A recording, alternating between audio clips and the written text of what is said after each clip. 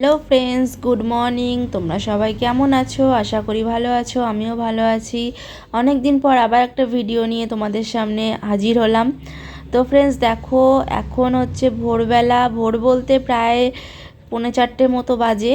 তো আমরা বাড়ি যাব, মানে কলকাতাতে যাব।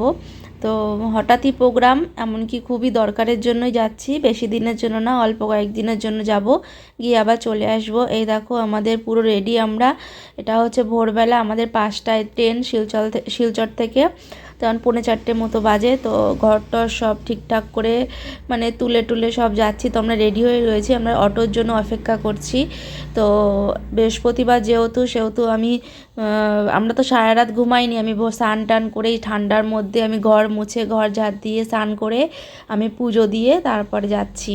যেহেতু বৃহস্পতিবার, ঘরের মানুষ চলে যাচ্ছি, খারাপও লাগছে, বলার মতো না। মানে এমন একটা মায়ায় জড়িয়ে গেছি না এই ঘরের সাথে।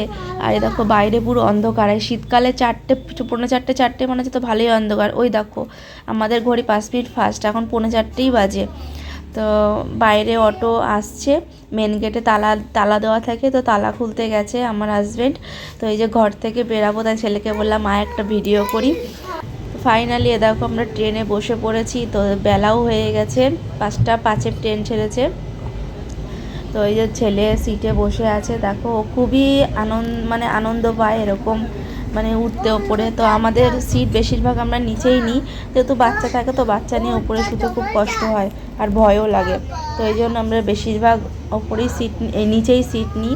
তো এই যে ওখানে শুয়েছিল, মানে বাচ্চা মানুষ তো এক জায়গায় কি আর সুস্থ থাকে, মানে বোরিং হয়ে যাচ্ছিল। তো ট্রেন এখানে ওখানে খালি দাঁড়াচ্ছে। ট্রেনটা লেটও ছিল, আমাদের 1 ঘন্টা মতো লেট ছিল ট্রেন।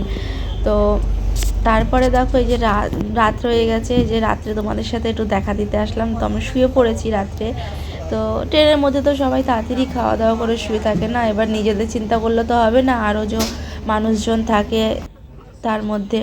তো বলতে বলতে দেখো সকাল হয়ে গেছে। তো তোমাদেরকে, এটা হচ্ছে পরের দিন সকাল হয়ে গেছে, যেদিনকে নামবো, শুক্রবার দিন।